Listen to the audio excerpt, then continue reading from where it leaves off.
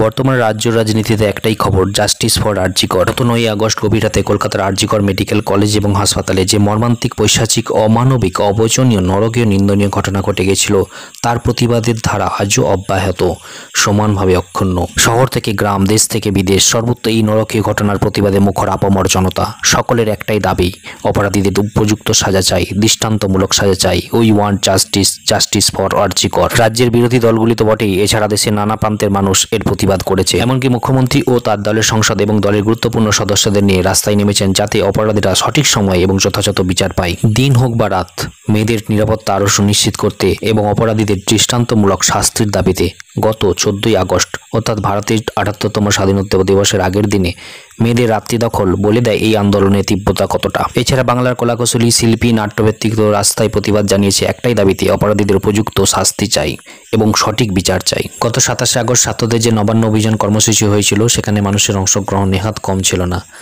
আর যাই হোক, এটা কখনোই কাম্য নয় সভ্য সমাজের কাছে একটা ধর্ষণের মতো নিন্দকীয় ঘটনা নিয়ে রাজনীতি করা। দল মত নির্বিশেষে অপরাধী যেন সাড়া না পায় কোনোভাবেই, এটা সকলেরই আবেদন। অতীতে ঘটে যাওয়া দিল্লিতে অভয়াকাণ্ডের ক্ষেত্রে আমরা দেখেছি, অপরাধী সাজা পেতে যথেষ্ট সময় লাগে, কারণ ভারতীয় দণ্ডবিধির আইনে বলাই আছে, দেরি যতই হোক তাতে কোনো সমস্যা নেই, কিন্তু কোনোভাবেই কোনো নিরপরাধী যাতে সাজা না পায় সেটা লক্ষ্য রাখা আমাদের অবশ্যই উচিত। কবির ভাষায়, কি যাতনা বিষে বুঝিবে কিসে, কভু আসিবে সে দংশিনী যারে।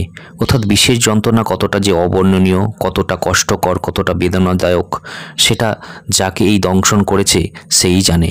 অর্থাৎ এখানে সে সন্তানহারা মা বাবা, তারাই জানে তাদের সন্তানের দুঃখ কতটা, তাদেরকে হারিয়ে তারা কতটা এখন দুঃখে কষ্টে আছে। আমরা তাদের কাছে সহানুভূতিশীল বা সমানুভূতিশীল হতেই পারি, কিন্তু তাদের দুঃখ ভোলানোর নয়।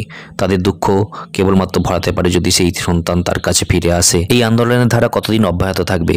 খুব বেশি হলে 1 মাস, 2 মাস, 3 মাস, 4 মাস, কিন্তু তাদের কাছে যে সন্তানটা চলে গেল, সেটি তাদের কাছ থেকে চিরকালের জন্য চলে গেল। তাহলে কি আন্দোলন হবে না? আন্দোলন অবশ্যই হবে। আন্দোলন হলো একমাত্র পথ যেখানে সমস্ত মানুষের কাছে এই বার্তা পৌঁছে দেয়া যে এই অপরাধের সাজা আমরা চাই এবং একান্তভাবেই চাই, এবং ভবিষ্যতে যাতে এই ঘটনার পুনরাবৃত্তি না হয় এটা আমরা সকলেই চাই। পরিশেষে আমার একটাই মতামত, এই মর্মস্পর্শী ঘটনাগুলোতে যাতে বিচার এবং তদন্ত খুবই দ্রুততার সাথে হয়, সেটা অবশ্যই প্রশাসনকে দেখার। এই জঘন্যতম অপরাধের জন্য অপরাধীদের অতি দ্রুততার সাথে সাজা দেওয়াটা অত্যন্ত জরুরি, এতে করে ভবিষ্যতে অতি নীচ মানসিকতার মানুষগুলো এই রকম অপরাধ ঘটনার কথা ভাবতেও ভয় পায়। সকলে ভালো থাকবেন, সুস্থ থাকবেন। নমস্কার।